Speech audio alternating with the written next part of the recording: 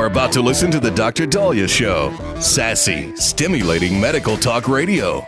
Any medical advice Dr. Daliah Wax gives on her show should not be substituted for an actual visit to your medical provider. And now, here's Dr. Daliah.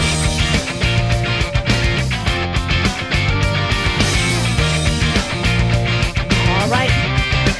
We are back on the Dr. Daliah Show. Thank you all for tuning in. 1-877-Dr. Daliah, 1-877-DOCDALI. So for decades now, every time I eat, it decides to come out. For decades, we have been looking at the rise in colorectal cancer. And in the last decade or two, we have seen numbers spike in young people. Why? Why are younger individuals, millennials, Gen Zs getting colorectal cancer? So some theories are it's junk food. It's the radiation. It's the sitting all the time. Well, now researchers from UCSD may have another theory. What else has been very rampant among the youth? Legalized marijuana. And now there's a suggestion that marijuana could increase their risk of colorectal cancer. So according to Daily Mail, people who smoke weed are up to 20 times more likely to die from colon cancer. Researchers from UCSD, University of California, San Diego, believe THC, the psychoactive component that is in marijuana that gives you the hallucinogenic effects, may cause inflammation in the colon, and that inflammation could accelerate cancer cell growth. So the researchers looked at health records. It's a small study. They looked at health records from 1,000 people, all of whom had colon cancer. They compared those health records to those who smoked pot and didn't. And they found colon cancer patients with a history of using cannabis every day or nearly every day had a 56% chance of dying within 5 years. This translated to an 11-fold difference compared to people who never used marijuana.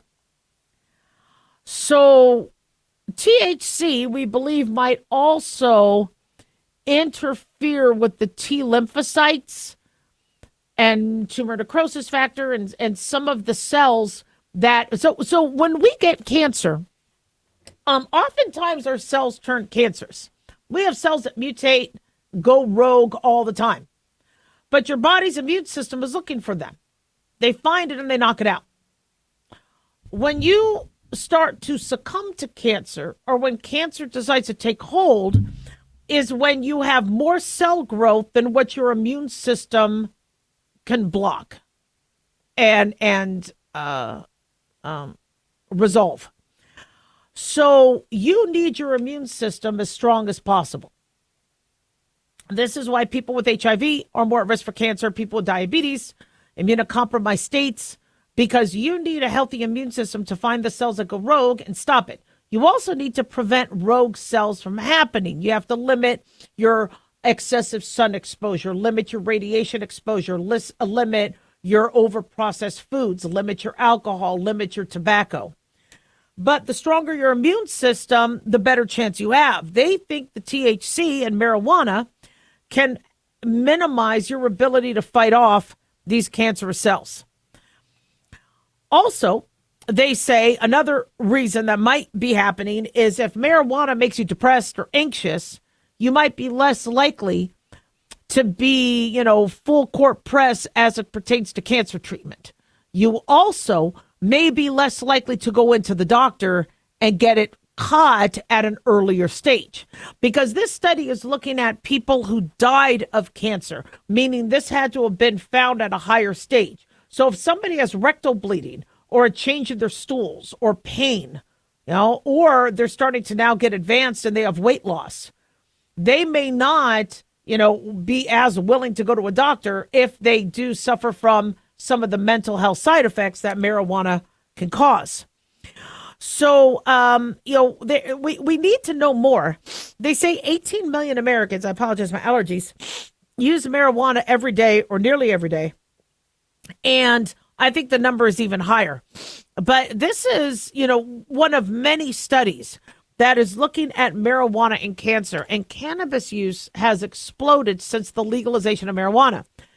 I've been honest about this. I voted to legalize marijuana, and I voted to legalize marijuana because I saw what was happening with opioids and how doctors were not going to be able to prescribe opioids that freely.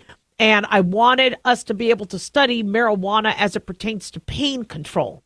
I also wanted our cops freed up so that they didn't have to very dangerously pull somebody over, worried that they had a bag of pot and then put their lives at risk. And the more we could study it, the more we could find medicinal applications. I was naive to think that high schoolers wouldn't get a hold of it to the degree that they did, college students. And now you have, the average young person, they say only 18 million, it's higher. And now that the average high schooler and adolescent and young adult is smoking, wouldn't surprise me if there was some link, to what we're seeing now in terms of colon cancer spikes.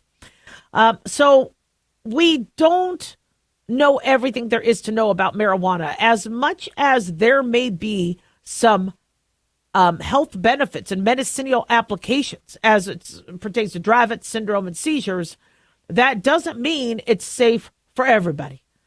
And it doesn't mean that it is not without its risks, especially since it's not really monitored very well. And there's not a lot of regulation as it pertains to that. So if you are smoking weed, you don't know what the pesticides are.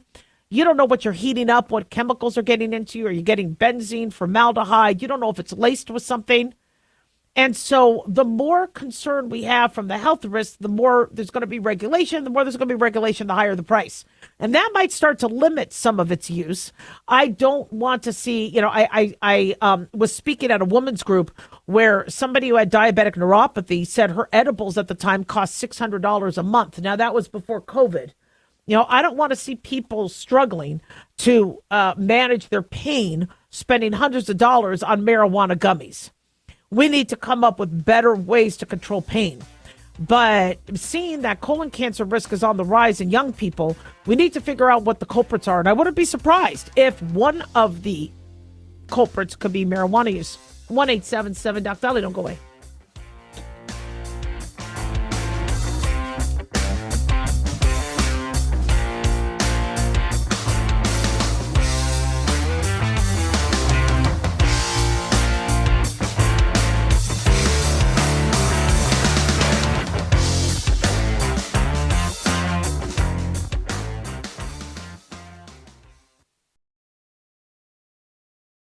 Hey guys, it's Dr. Daliah. Fantasy football season is coming, but sadly, too many of you are taking the bench while the country takes part in one of the most exciting and lucrative industries out there. Don't know how to play? Well, huddle up and listen. Paul Kalikas and I have written a fantasy football pocket guide for beginners. This book walks you through the basics and shows you how simple and lucrative joining or creating a fantasy football team can be. Read our fantasy football pocket guide for beginners found on Amazon or follow the links on X and Facebook. That's Fantasy Football Pocket Guides for Beginners. Don't be left out.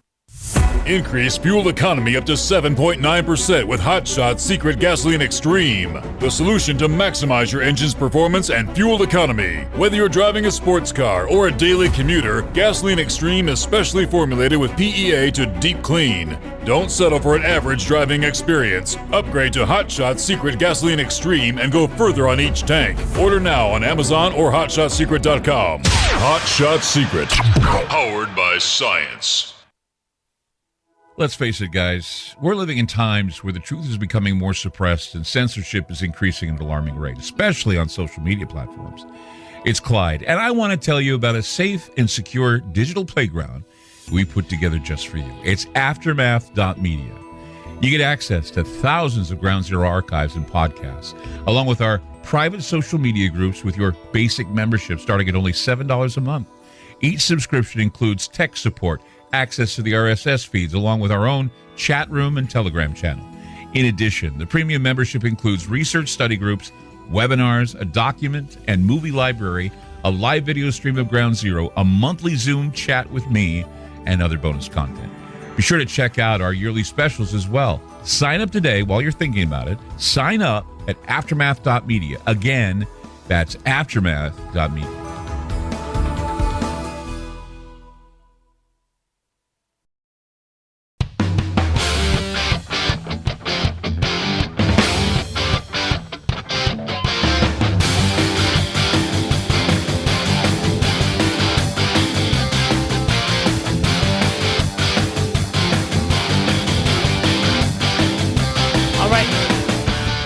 are back on the Dr. Daliah Show. Thank you all for tuning in. 1-877-Dr. Dali, 1-877-DOCDALI. Big thanks to Talk Media Network for making the show happen.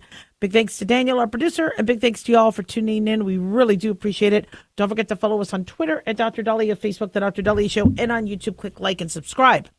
So we have been going back and forth on whether ChatGPT or AI is going to help us medically, and if it is a good thing for you to go onto your computer to get diagnosed.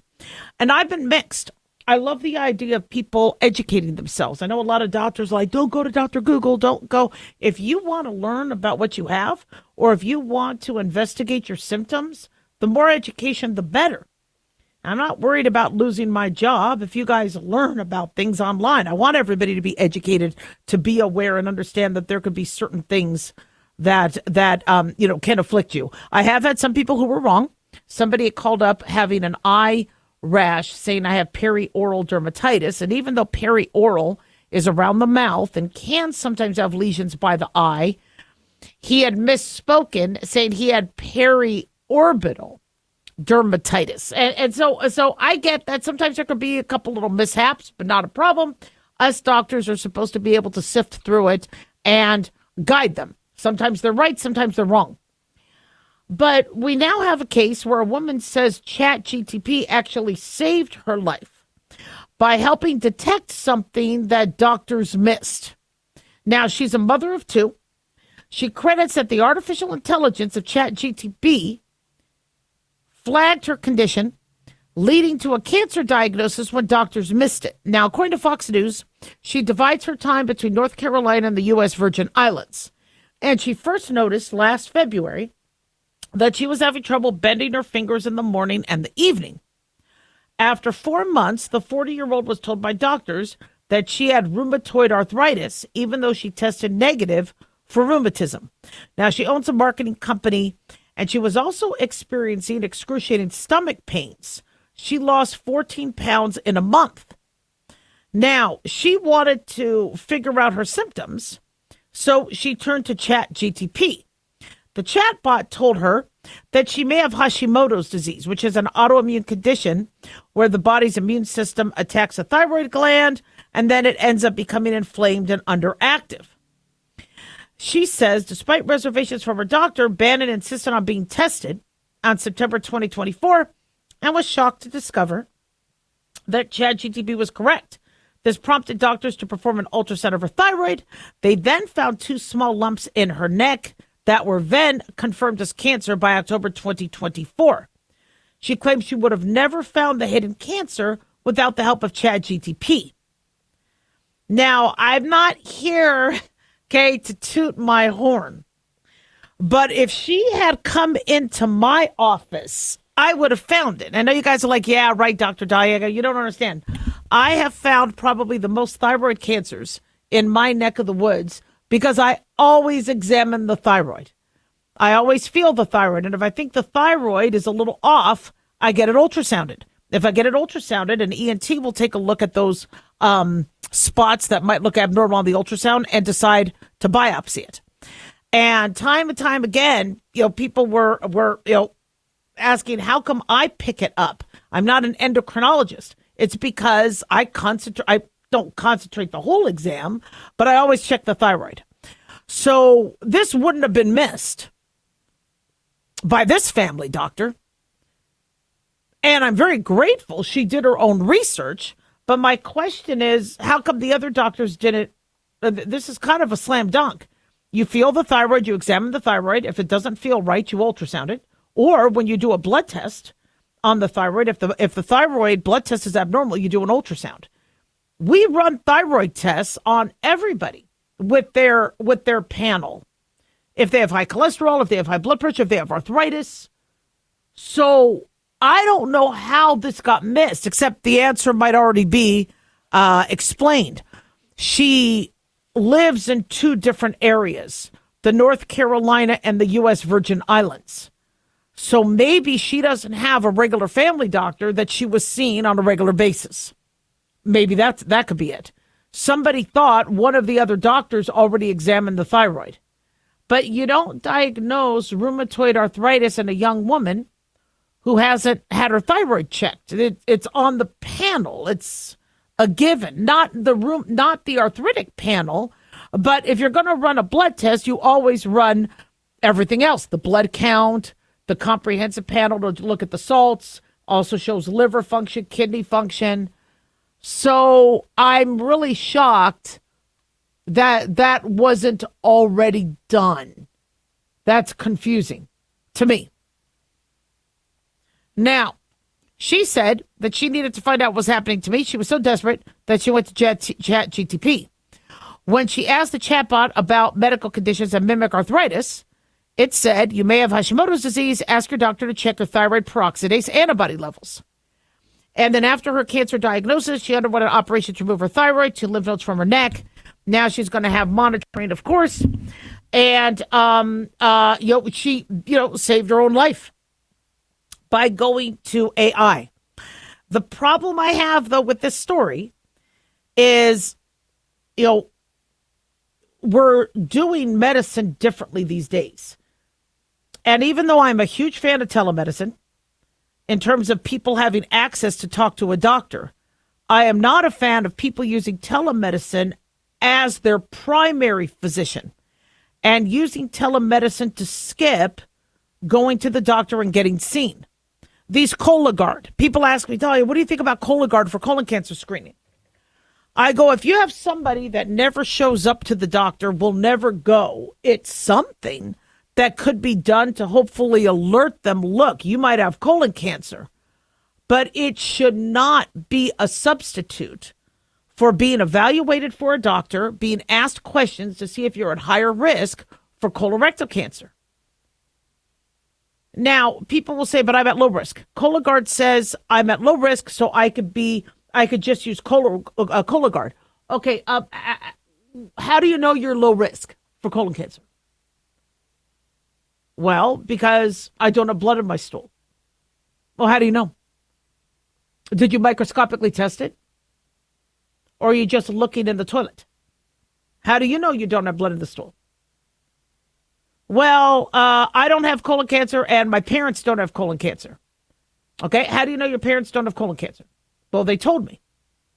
Have they had a colonoscopy? No. They do Cologuard. Well, I can't say they're completely in the clear. Now, what about your grandparents? Oh, my grandfather died at age 40 of a heart attack. But he never had colon cancer. Well, maybe because he never lived till his 60s when it might have surfaced back then. So the problem I have is people say I'm low risk. And I'm like, how did you deduce you're low risk? I hope you're low risk. I want to agree with you. But what is your evidence that you're low risk? And most people don't have evidence. My father never wanted to get physicals done. He finally had to go because he was having issues and signs of low testosterone. And with those, men do not like low testosterone symptoms as it pertains to erections, as it pertains to muscle mass. And then it was obvious that he had diabetes. Finally, a blood test got done because he wouldn't let me do it.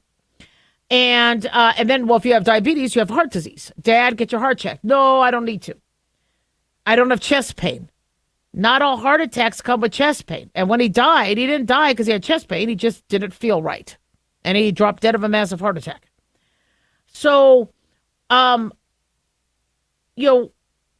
am glad that we are having much easier access to education and patients could study, look things up, and now catch things that doctors aren't.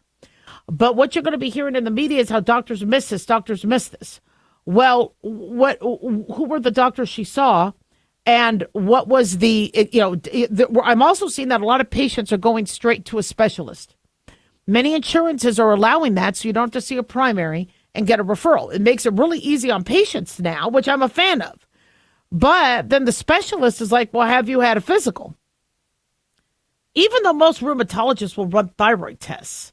Like I said, I'm really shocked that I'd really like to see the medical records. And if she really saw doctors who were doing comprehensive evaluations, or was this all cut and paste? But you walk into a specialist, and then the specialist is assuming a primary care doctor did a full physical on you. And now people are able to just go right to the specialist. I'm having patients call up saying, I need you to order an MRI for my shoulder. And I go, what's going on with your shoulder? I have left shoulder pain. Now, my telemedicine company can't order MRIs. I go, left shoulder pain. Does anybody check your heart? No, it's my shoulder. So just order the MRI and I'll see an orthopedist. I go, have you had an exam yet? So we got to get back to that. 1-877-DOC-DALIAH.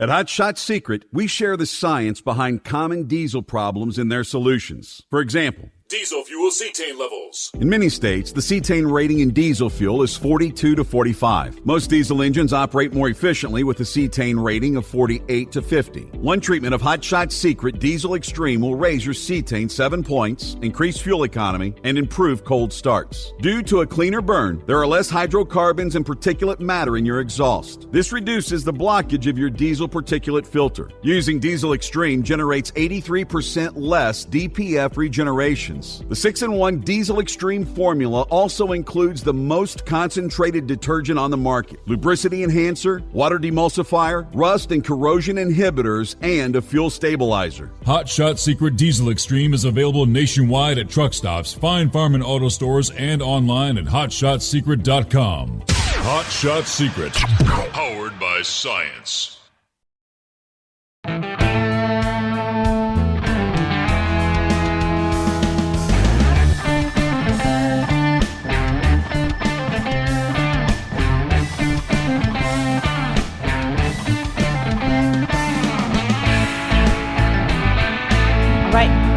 We are back on the Dr. Daliah Show. Thank you all for tuning in. 1-877-DOC-DALIAH, 1-877-DOC-DALI.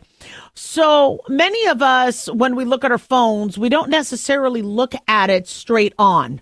We look down at our phones, whether it's on the toilet, whether it's, And unfortunately, we're starting to develop something called text neck.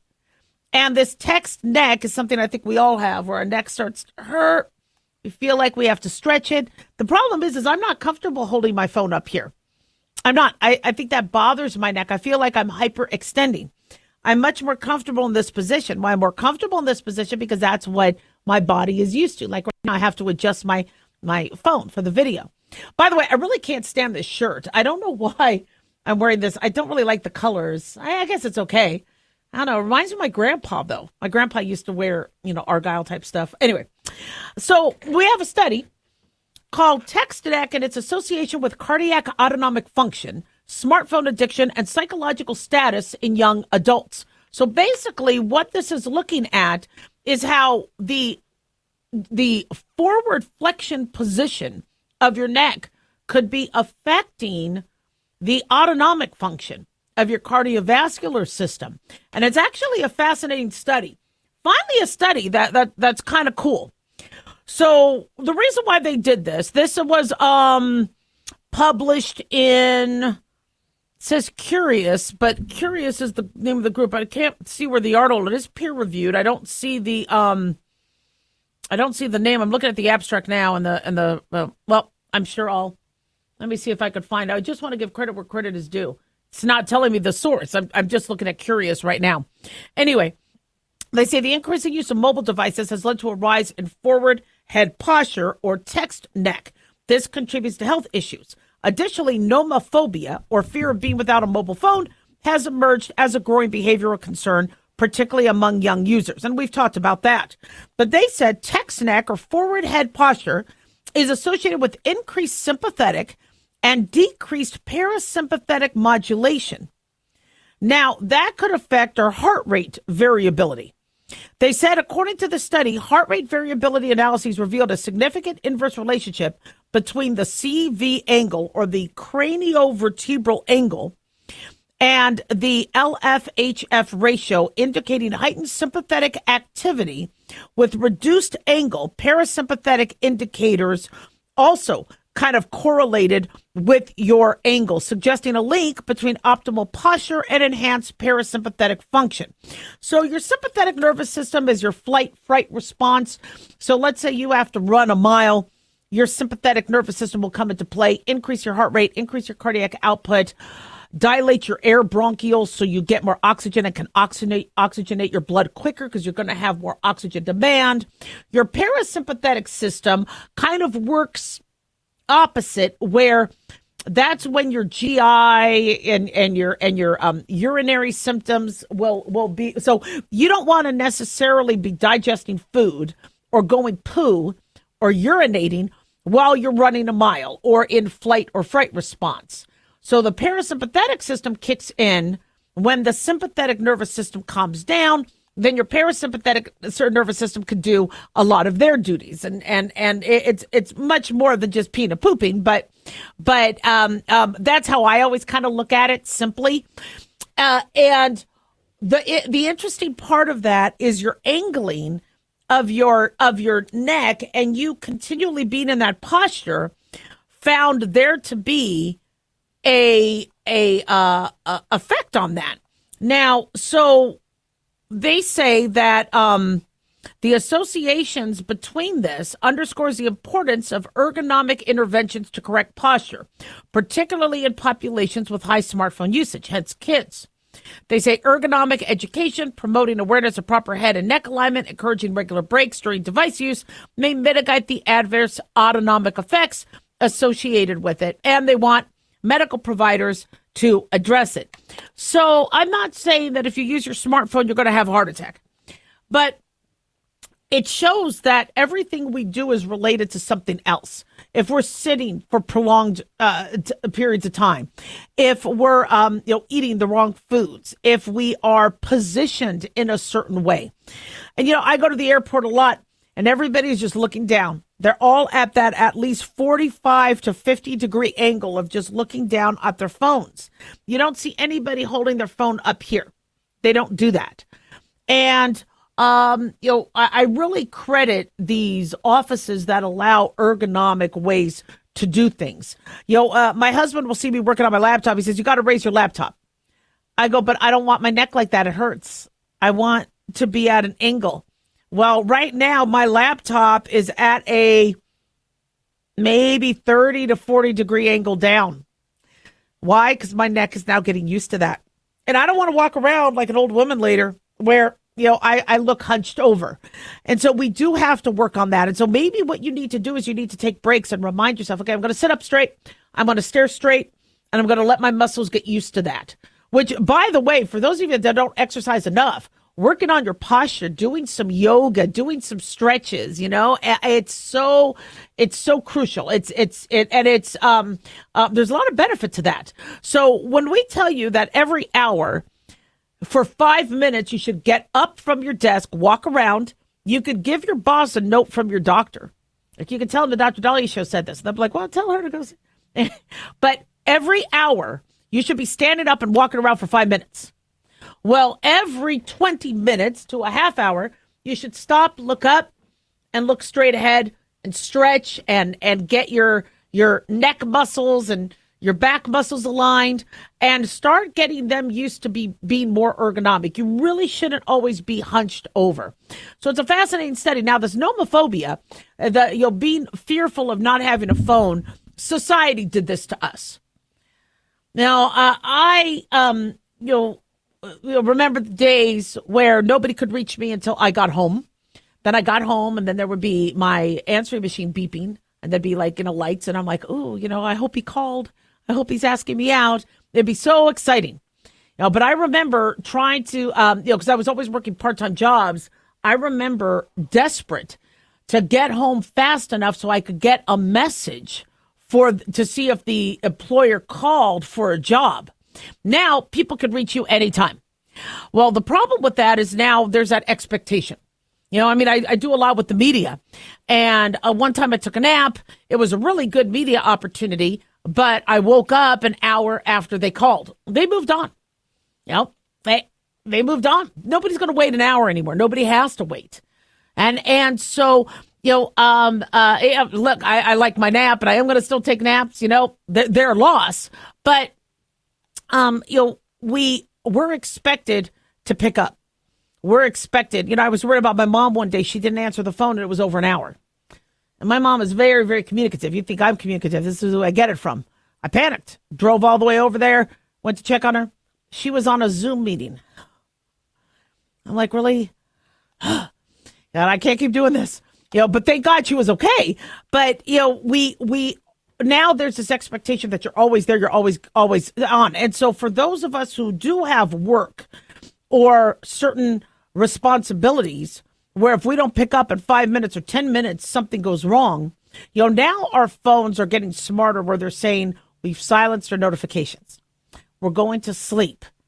Now, I used to on Facebook say, I'm going to bed. Okay, I don't want my phone buzzing. I have to have my phone next to me because of work, but I'm going to bed. So nobody bug me. Now you don't have to do that. If somebody alerts you, your phone knows how to shut it off or how to do not disturb and things like that. But that's really, really important. It just, society has made it such that, they assume you have a phone. I just got the iPhone 16. So my husband for my birthday and Mother's Day got me the new phone. It's very, very cool, but flippin' expensive. I mean, we're expected to have a smartphone, and these smartphones are ridiculously expensive. So if people are getting more fearful of not having, their phone, it's because society puts these demands on us. 1-877-DOC-DALIAH. Don't go away.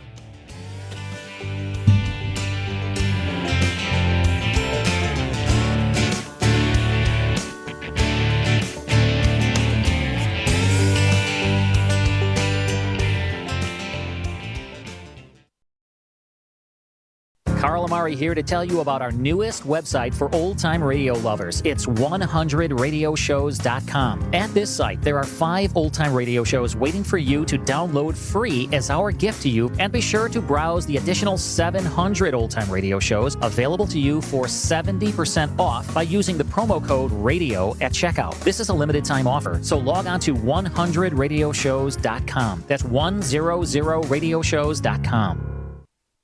Have you ever thought you'd like to buy and sell houses but didn't know how or where to get the money? My name is Ron LeGrand, and over the past 40 years, I've bought over 3,000 houses without using my money or credit and taught thousands to do the same. Today, even in a virtual environment, we buy nice houses in nice neighborhoods using no banks, realtors, contractors, or other costly entanglements, and build huge cash flow and wealth without the hassle of tenants, all without credit and little or no money. You don't need a license or experience, and I'll show you exactly how it's done.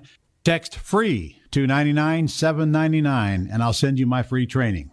I promise you I'll change the way you think about real estate and open the door to a new lifestyle that doesn't involve risk or rehabs and can quickly replace your current income. Text FREE to 99799, and let me show you how to take your life back and build cash flow and wealth from your home. That's FREE to 99799. Again, FREE to 99799.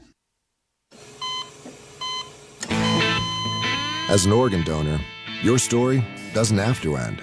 The good in you can live on. In fact, you could save up to 8 lives and restore sight and health for many more. Sign up right now online as an organ, eye, and tissue donor. You'll be happy you did. And just maybe, someone else will be happy too. Go to organdonor.gov. It saves lives. U.S. Department of Health and Human Services, Health Resources and Services Administration.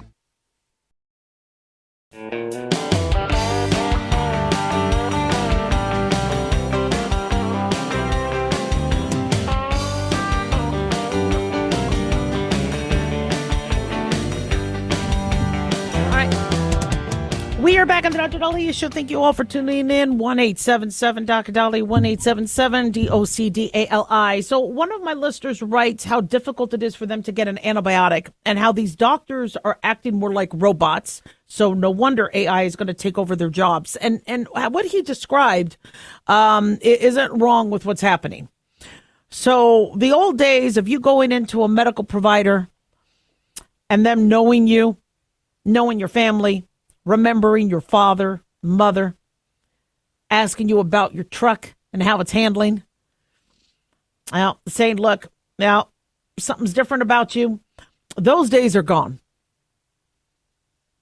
And that's how I was trained as, with family medicine. I was trained under Dr. Donald Wicker, who was one of those old, small town farm docs. And they deliver babies. I think he even performed a thyroidectomy on a horse. I mean, he could do anything. And, that's how I was trained. I couldn't do a thyroidectomy on a horse, but where, I could see a family member and know if something was off. And I did. There was a son that came in, an adult son of a couple I took care of for a long time. And when he said that he was Frank's son and he was just there for an antibiotic, he wanted a Z-Pack for bronchitis, I go, something's not right. You look gray to me. And he actually was going into diabetic ketoacidosis.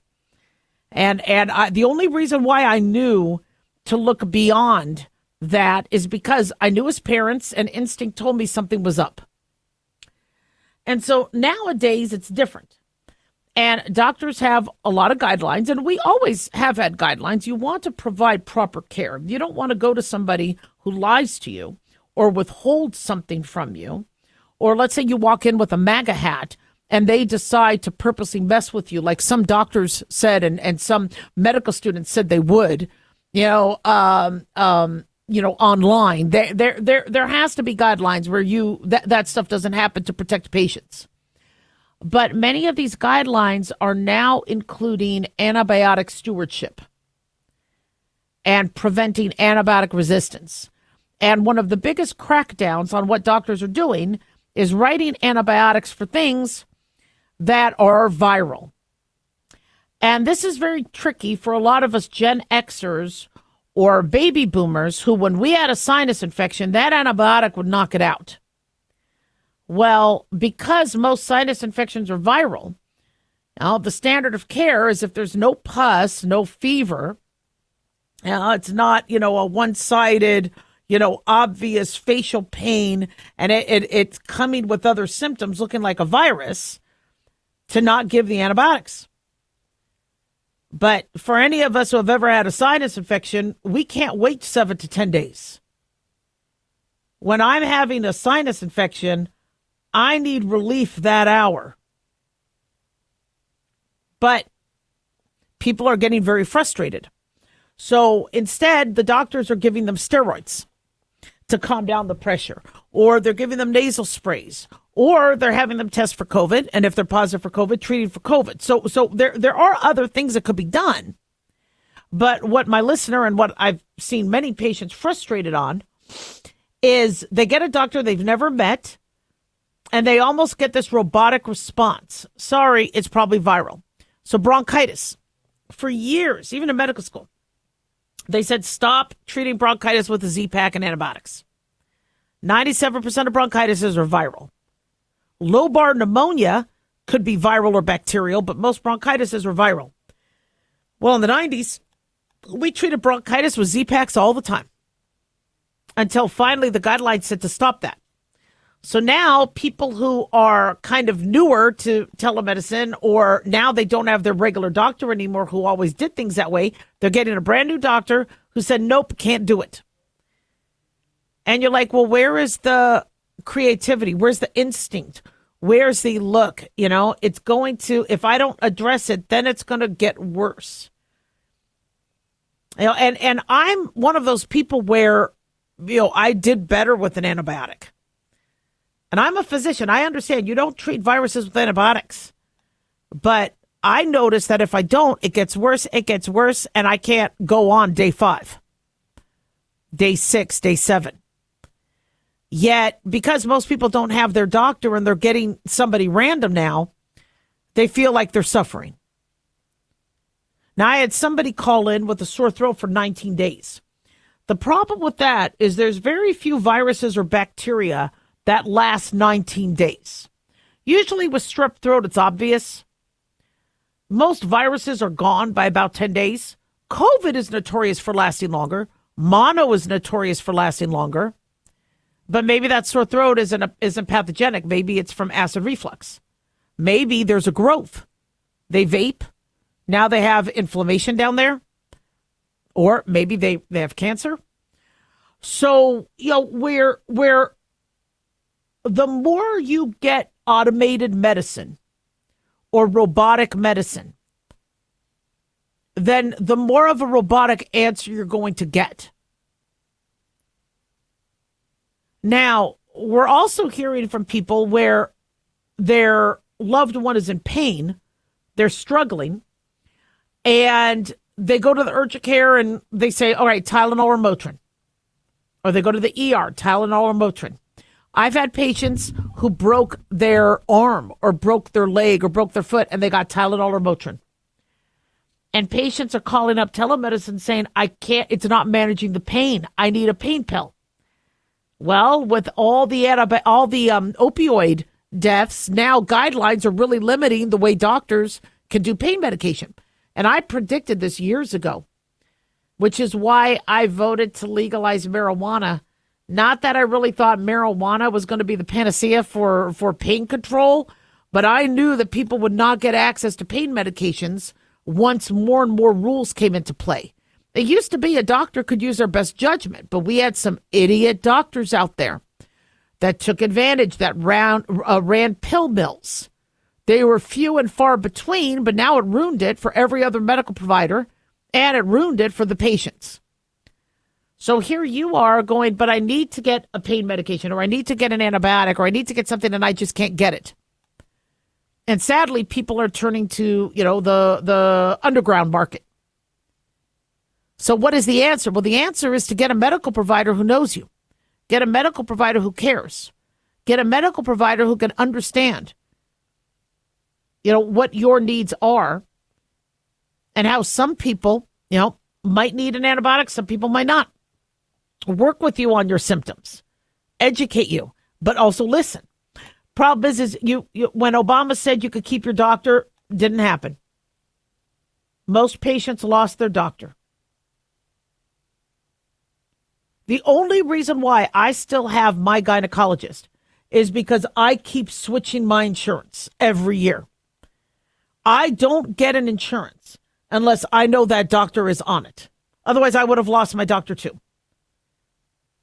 But that's kind of difficult and expensive to keep changing your insurance around. But that's the only way I could keep my doctor.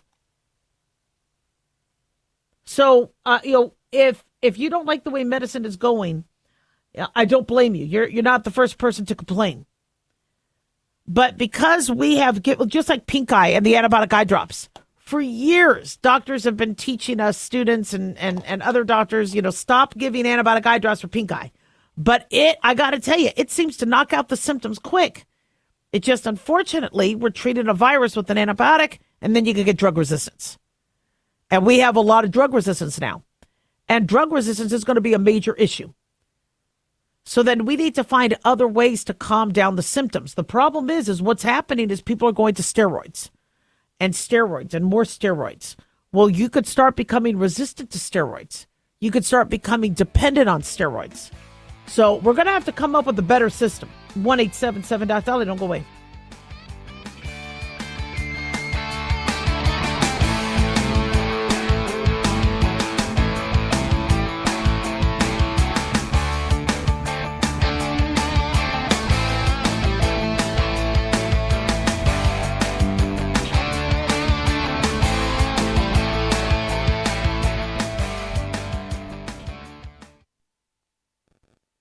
Can you believe, with all the recent violent protests, looting, and destruction, some areas are considering either defunding or abolishing the police? At a time when America's neighborhoods need the protection of police the most, some elected officials would rather create more chaos by playing politics. If you're sick of elected officials caving in to demands of the radical left, you're not alone. It's time we stand up and declare our support for local police. The majority of police officers are important partners in protecting our God-given rights. If you prefer freedom over chaos, then learn how you can help protect the local police that serve your community. Call today and request your free Support Your Local Police info packet. Dial 800-JBS-USA-1. That's 800-JBS-USA-1. Request your free Support Your Local Police info packet by calling 800-JBS-USA-1 today.